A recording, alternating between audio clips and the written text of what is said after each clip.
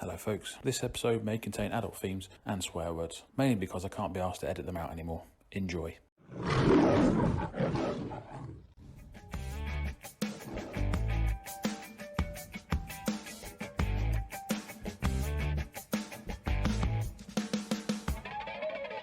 Hello and welcome to episode 2 of our British and Irish Lions special as we follow them to South Africa over the summer. Well, at least up until the start of August.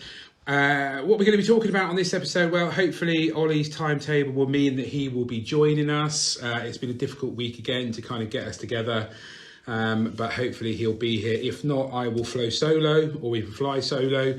Not sure how that's going to pan out either way, but we'll be reporting on the 2 games that took place for the Lions over the week. Both games obviously against the Sharks. Some interesting rugby, some interesting score lines, and let's just we'll just talk about that, basically everything Lions. We'll also check in on all the other international games that took place and tap up as ever the BBC for the up-to-date news that is coming out from in and around the game. And obviously it is quite dominated by COVID and the impact that this fucking virus is still having on our beloved game. Anyway, I've waffled on now. Let's just crack on with this episode. Hello, mate. How you doing? Hello, mate. I am good, thank you. I can hear you now. Fantastic. I could hear you. It sounded like you were tapping away vigorously on a laptop or something. No, I don't know what was going on then, mate. But we're through this time, so that's the main thing. Absolutely. How are you? Not too bad. Not too bad at all, my friend. Not too bad. Enjoyed the football last night? Don't watch football, mate. Don't agree with it. Absolute shower of shit. And it didn't come home. I don't want to talk about football. Absolutely. No, it's a rugby podcast, but good effort by the yeah, do you know what? I will say something now you brought it up. I knew you were going to bring it up. And I had like a little, what's the word? Aperitif, a little starter, just to come back. Absolutely fair play to the England boys. Good effort to reach the final. Absolutely disgusted with the English fans and the racism and the abuse that comes. I watched Hugo Monya on Instagram. He was there, obviously, at the game, and you could just see these people crashing through the gates. No respect for anybody. No respect for the stewards. I just can't abide by it. It does my fucking head in. They're a bunch of wankers, and they shouldn't be allowed to go to football matches. Think of all those poor kids and families that were there to enjoy a great occasion, and probably ruined by a bunch of absolute fucking bellends. Simple as that. Wow. Is that powerful, fair? Powerful stuff there, Gary. Punchy. And I'm sure Brutal Bob's going to be quite happy because he's no longer deleting the swear words, but I just can't be doing with it, mate. You wouldn't see it at a rugby match, and I just, yeah. But hey-ho, never mind. I agree, mate. That's definitely the negative side to football. But, I mean, are they genuine football fans, people who behave like that? I don't know, mate. No, isn't it? Yeah. Thankfully, it's only the minority, isn't it? But yeah, totally agree. I've heard there's been some. We've talked about sort of social media on the rugby side, haven't we? But there's been some racial stuff towards the poor lads who missed the penalties, which is just it's just disgusting. Regardless of what's gone on on the pitch or whatever, it's there's just no place for it, is it? It's just no. And all joking aside, you wouldn't see that in the rugby match. What would you? What, the social media side? No. I mean that the kind of crashing through the barriers, the racial. Well, I mean you obviously probably see some racial abuse, but do you remember that game that we went to? Yeah, but I think the sort of aftermath of the game is the Rashford and the other couple of young lads that missed the penalties. They've apparently had a load of abuse. Yeah, they have abuse and racial abuse on social media, which is just disgusting. It's disgusting. I mean, they've got balls to stand up and try and take a penalty.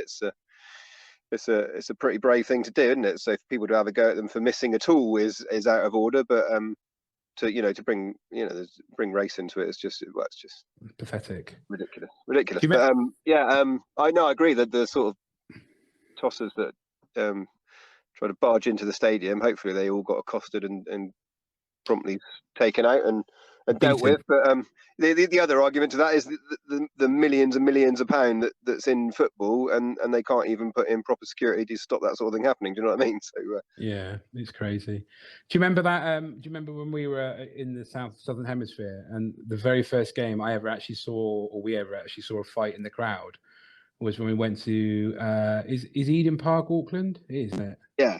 And we watched Auckland against Northland, and there was a punch up in the crowd. Yeah. Jesus, we were both like, what the what the hell is going on here? That's standard Friday night out or whatever it was for those boys, wasn't it? Yeah, absolutely. But there's no place for it. No place for racism in the game. No place for abuse.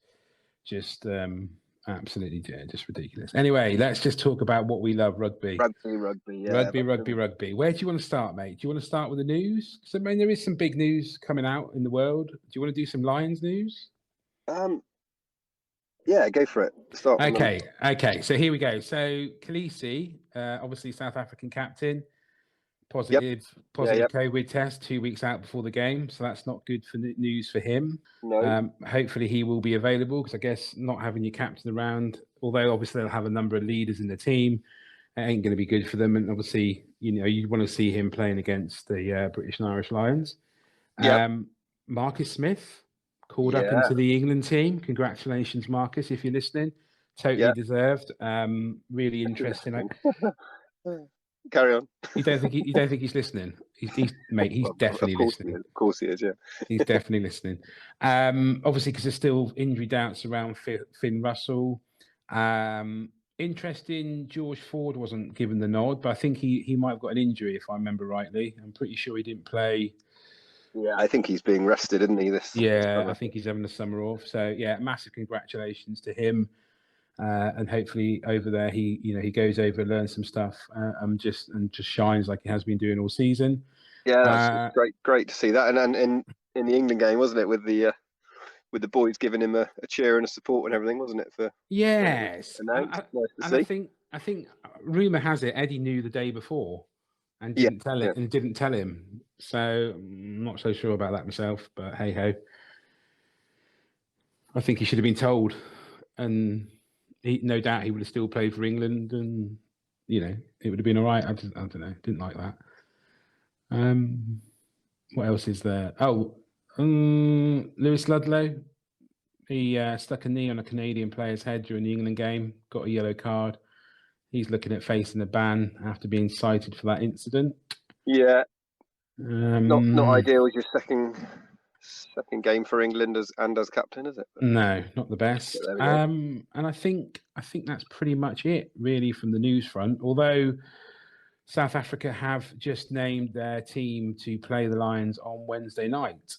South Africa A. Yeah, I've literally just seen that before coming on with you, mate. It's pretty.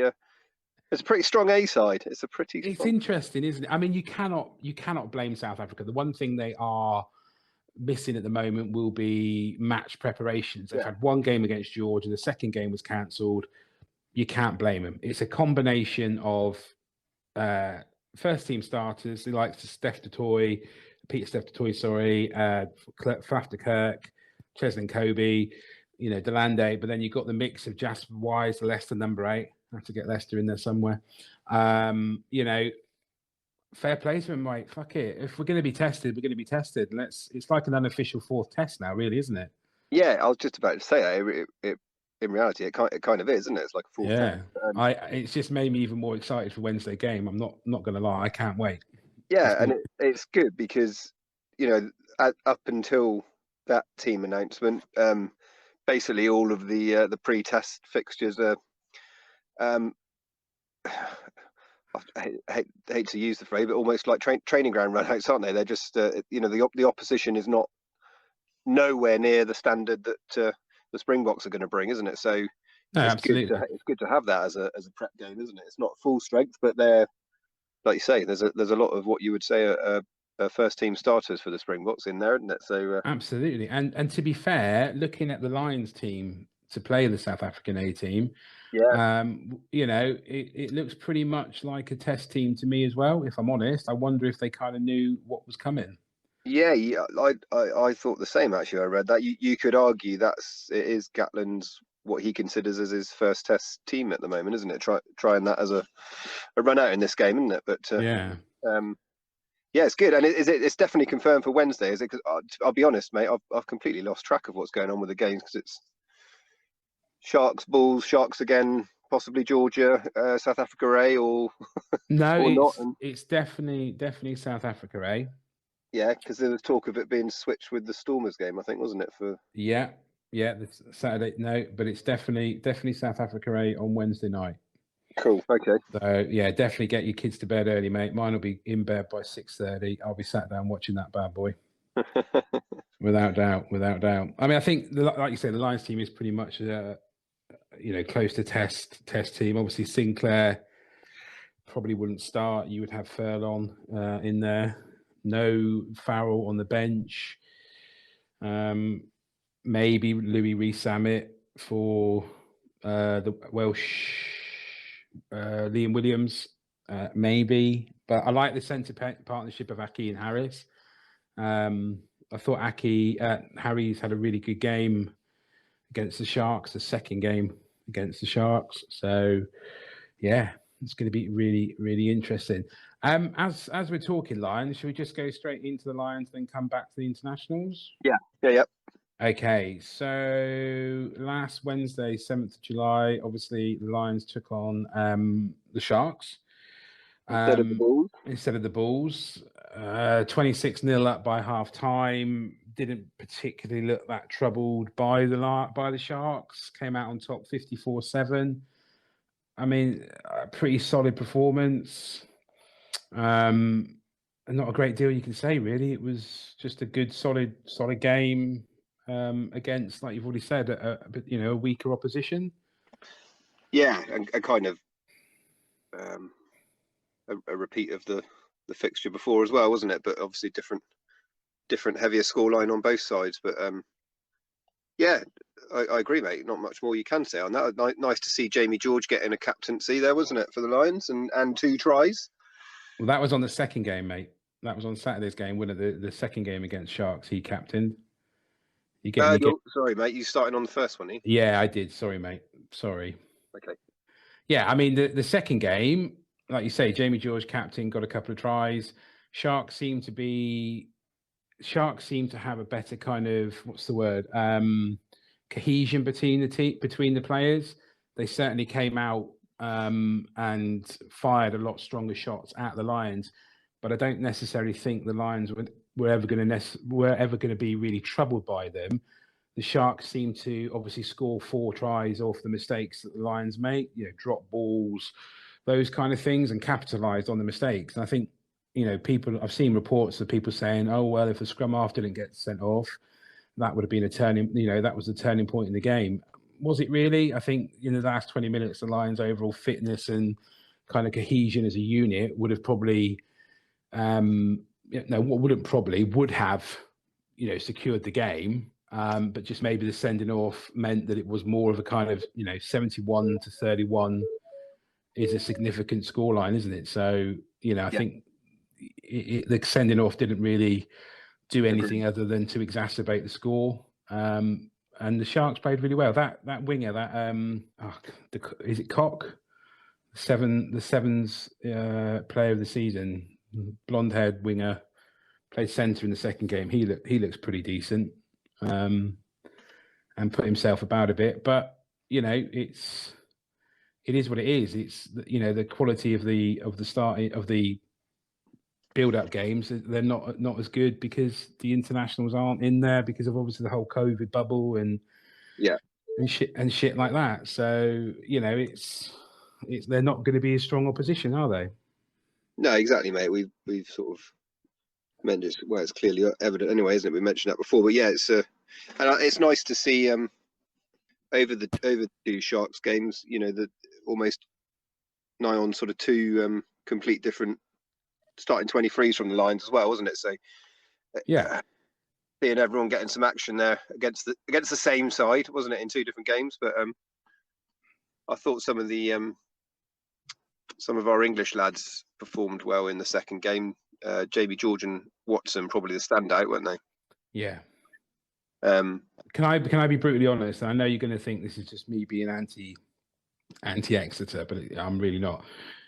Do you think Sam Simmons isn't performing? Do you think he's taking time to kind of get himself on tour, and he looks a little bit lost? You don't hear, I guess I'm so used to hearing Simmons scoring, or Simmons makes a fantastic break, or things like that. Do you think he's maybe just struggling a little bit to kind of put his Premiership form and into the Lions? Yeah, I get what you're saying. I wouldn't be too sort of harsh on it, because I don't think I'm not. Yeah. he hasn't played badly when he's played. No, Has he? yeah, no, definitely not. It's always going to be a bit of that, though, isn't it? Because in Exeter, it's the same almost with Marcus Smith. We were saying last week when he goes from Harlequin. You're with guys that you play in literally. You're with every day and training every day and playing week in, week out. And they know each other like that, and they've got the systems in place at Chiefs. They play a particular way, with Dave Ewers and Vermeulen and the rest of them who help carry Simmons over and for a lot of his tries and whatever, isn't it? Yeah. So I just think it's just natural, isn't it? You sort of he's sort of like all the players out there. It's getting to know each other on and off the pitch, isn't it? And starting to click, and your game grows as your sort of relationships with all the other players grows, I guess, isn't it? And getting to know on the pitch as well, isn't it? So yeah, I think there's more to come from him. I think I don't think he's played, like I said, I don't think he's played badly. It's just a building thing, getting sort of experience and momentum with all the guys that he's playing with, isn't it? No, absolutely. And like I said, I genuinely don't think he's played badly. I just think it's just quite interesting, how the four nations, when these players are thrown together, and like you say, they've got to adjust, they've got to come together as one team. And it's about hitting or either keeping your form or hitting the form at the right time as well. Yeah, isn't it? Absolutely. I mean, like I said, Faletau was probably tipped as first choice number 8 going into it, but he's not found top form yet, I would say. I think he's still got a way to go. Out of the sort of 3 number 8s, if you're going to say Simmons, Faletau, and Conan's probably the form guy at the moment, isn't he? But yeah, I would agree, absolutely. But yeah, I wonder if that's why Faletau's been given another chance against South Africa A to kind of really, a bit of a last-ditch saloon sort of thing. Show us what you got. Otherwise, it could be Conan that's in there. Possibly, yeah, possibly. I mean, it's. Faletau's a big game player, isn't he? Yeah, absolutely. Because he's just that type of animal, test match animal, isn't he? And got all bags of experience, but it's interesting. I think you've got a bit of that in most positions, in all honesty. I mean, Elliot Daly, I thought, had a very good game again. So he's sort of hit probably the best form he's been in for 18 months, if not more, isn't he? So, yeah, definitely. I'd agree with that as well, mate. But yeah, carry on. So, I mean, again, let's just look ahead to to tomorrow's game then. I know we touched on it a little bit. Do you think it's one that we expect to win, or do we think it is literally going to be a war? Wednesday? Yeah. I would say it's good. Obviously, it's speaking the obvious, really. It's going to be the biggest contest they've had so far. But they should win it. I would say simply just because although the Lions are a group of players, nature of the Lions, group of players that aren't used to playing with each other. Sorry, they've had a few weeks together now, and they've had a few games, whereas basically South Africa haven't, have they? They have one test against Georgia, and other than that, no other rugby, and massively derailed on their training, I would imagine, with the COVID outbreak, isn't it? So, so you'd expect the Lions to win, I think, but you never know. No, you don't, mate. And I'll be fair. I think, obviously, I don't think Vermeulen's going to be available for the test, at least not the starting ones, if at all. So the Leicester guy, Jasper Weiss, has really got an opportunity to kind of put a marker down and say, I'm the guy that you want at number 8. Yeah, definitely. He's got a real opportunity there, hasn't he? Yeah. And just on that, I think Vermeulen, it's really interesting. I don't know if have you ever watched Squidge Rugby? Guy that does YouTube videos and analysis of breaks down the game and the kind of tactics that people use. No, I haven't, mate. Mate, honestly, check him out and watch him review. It's called Squidge Rugby. It's on YouTube. Watch him review the South Africa game, because he goes into detail about why Van Meulen is such an influential player for them. And actually, if you got to Van Meulen, you get to South Africa, because he's marshalling. He's like a second coach's eyes on the field. Really interesting stuff. And you kind of, unless you kind of really go in depth on the analysis, you don't necessarily see what he does in the game.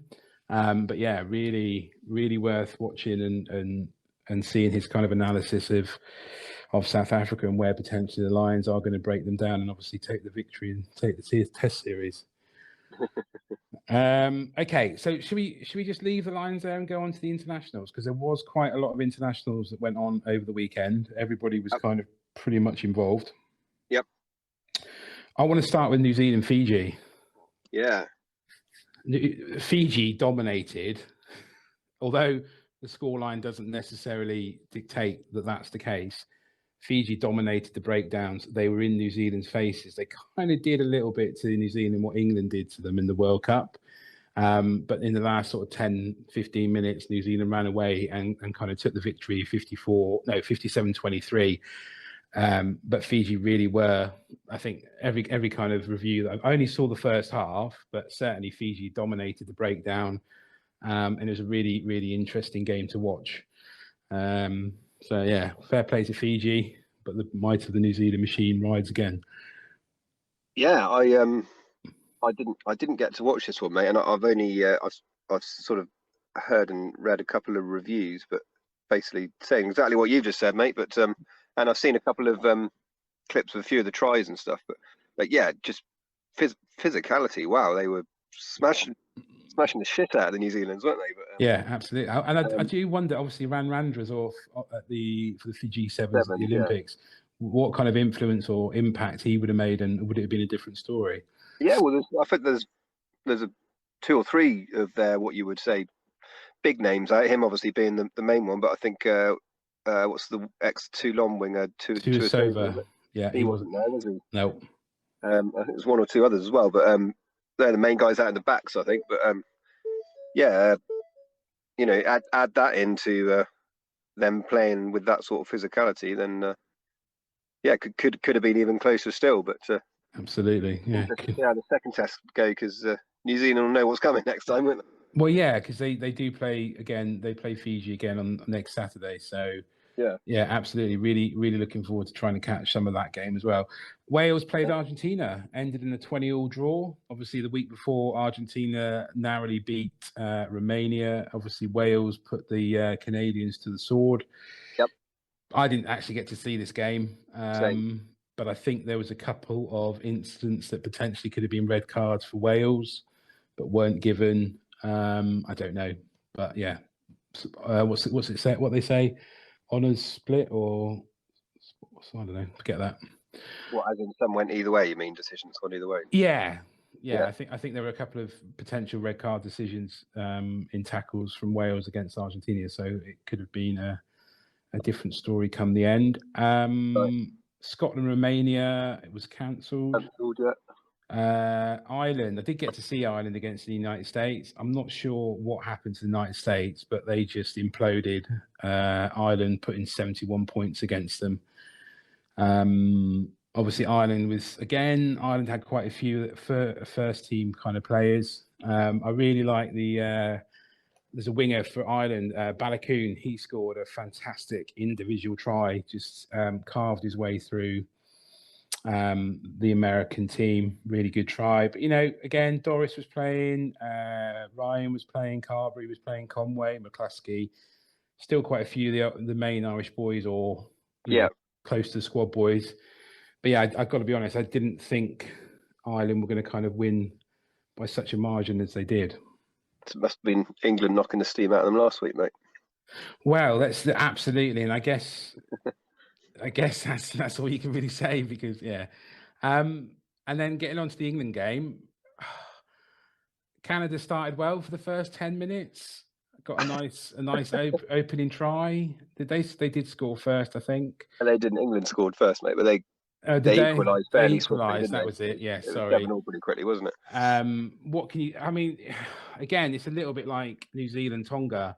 What do you benefit from this? Okay, we benefited from seeing that Kokonasiga can run over people. Adam Radwan's fast as fuck. He's definitely got to stay in the team. Genji was just ridiculous. Some storming runs, some really good scrummaging. Ludlow's a bit dirty at times. Don Brandt put in a fantastic pass for someone to score a try. I can't remember who it was. Nice second game for the Newcastle hooker as well. Blamir, is it? Blamir, yeah, he got a hat trick. Radwan got a hat trick. Your first 2 games, not bad, is it? No, exactly. But I think Genji for me, and again, I know he's a Leicester player, and I'm not being Leicester biased, as you're probably thinking. He was just fantastic.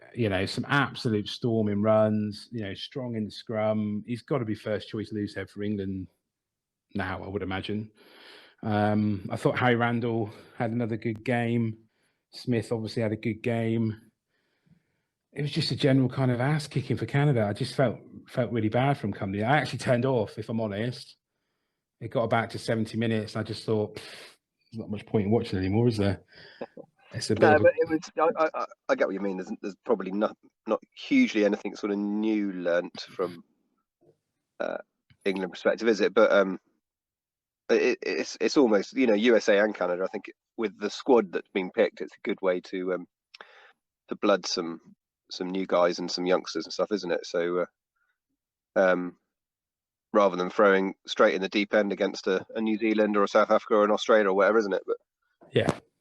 So it's worked out well that way, I think, just to get some guys, some caps, and a bit of international experience, isn't it? It's going to benefit long term, definitely.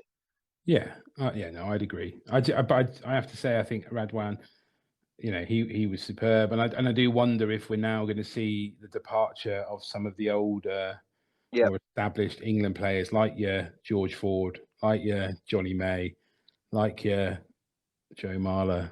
Well, he's probably already gone, bless him. But did you see him on comms for the England game? No, I didn't actually. No, I saw he was doing it, but yeah, very funny. Must have been entertaining. Yeah, he was very funny. I think to be honest, the next Six Nations squad announcement will be the interesting one, isn't it? As to who Eddie Jones is going to keep from this summer squad and exclude from the old boys, basically. Who would you keep then? Who do you think was the sort of standout players from the 2 games? From the new batch? Yes. Well, the halfbacks, for definite. Randall and Smith. To be honest, Blamir has definitely put his hand up, but it's the same thing, isn't it? You've got Jamie George, Cowan Dickey, so he's gonna be pushed to knock either of those out, isn't he? But is he now putting his hand up for number 3 spot? Yeah.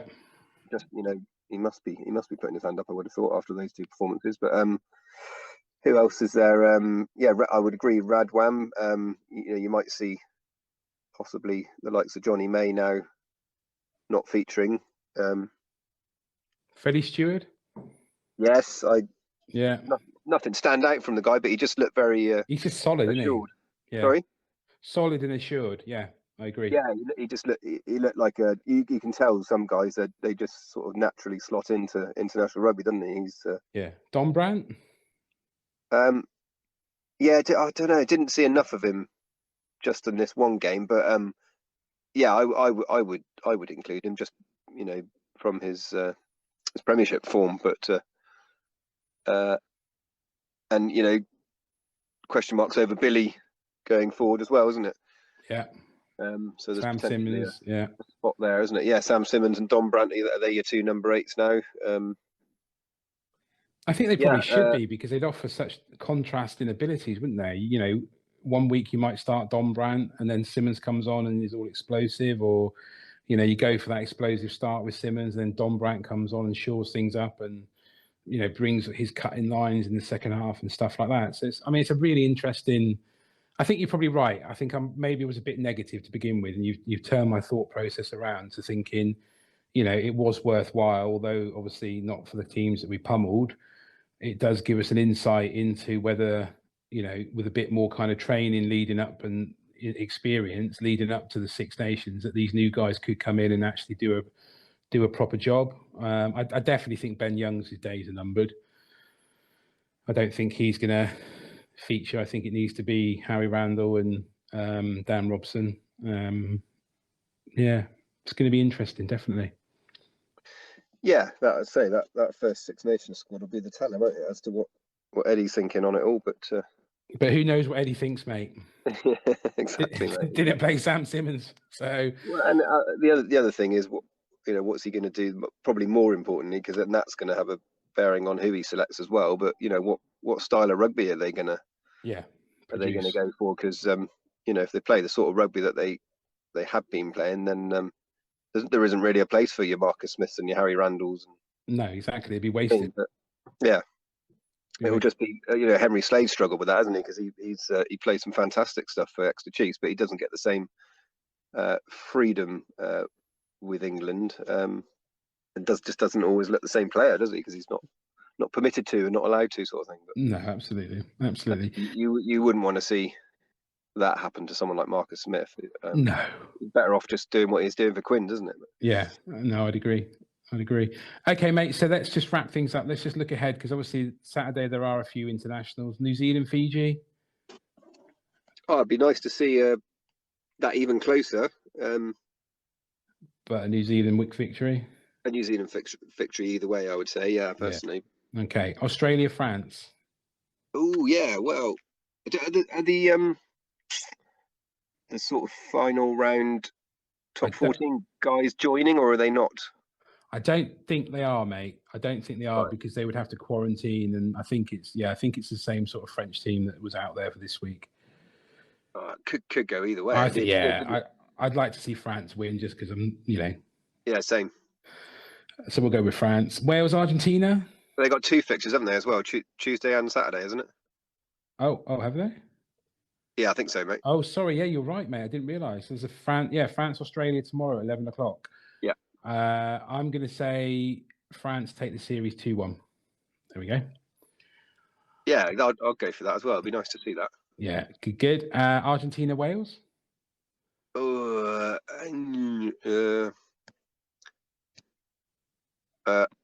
going to back Wales. Yeah, I would probably say Wales as well. I think Wayne Pivac was a bit frustrated with the result from what I've kind of read. So I think the Welsh team will turn that one around. And then Stormers, Lions. I guess it's whatever's left after this, the A game, as to who they field. And because I think Stormers are one of the better teams, aren't they, in South Africa?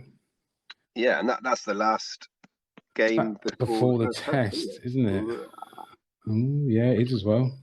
So, yeah, lot of definitely backing the Lions there. Absolutely, yeah, of course. But yeah, be interesting. Just started to build the excitement for the first test now. That's the big one. Absolutely, mate. It's all going on whether you win the test series, isn't it, really? Yeah, I think it's important to get that first W, isn't it? Yeah, definitely. I'd agree. That actually makes this South Africa A game even more important with the team they selected, doesn't it? It certainly does. That sort of mental edge, yeah. Cannot wait. Literally can't wait. It's going to be fantastic. All right, mate. Well, listen, we'll wrap things up there, and we'll get together again next week. Cool, mate. Okay. All right, buddy. Thank you very much. No worries. I'll speak to you soon. Cheers, buddy. Speak to you next week. Bye, mate. Bye. Cheers. Bye. That brings week 2 of our Lions special podcast to a conclusion. Thank you as ever for taking time to download, to listen, and to follow our little podcast. We are obviously as ever available on all major platforms, ranging from Anchor, Spotify, Apple Podcast, and YouTube. So go over there. You can check us out on those formats. We are obviously on Twitter and Instagram. I think Ollie is smashing me at the moment on gathering followers on Insta. I think we're up to about 76. So fair play to him. He's obviously doing well with that. We will be back next week, where we will be reviewing the latest games from the Lions tour. I think it's going to be South Africa A on Wednesday night. And on Saturday, it will be... I can't remember. the Stormers. So that's going to be interesting. And obviously bringing you any up-to-date news from in and around the game. So yeah, go over to Twitter, go over to Instagram, give us a follow, give us a like, all those kind of thing. Points make prizes. And yeah, we'll be back next week. Thank you very much once again for listening, and see you soon.